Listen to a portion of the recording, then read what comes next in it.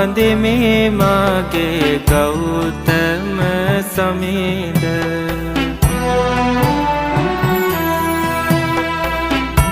සසර ගමන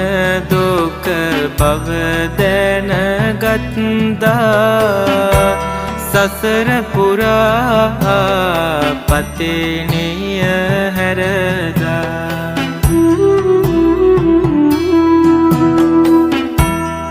අතිර භවයේ සැනසුම්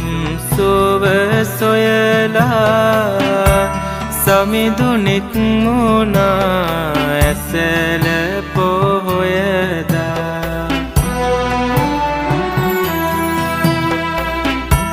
සුන්කල මරෝ බාල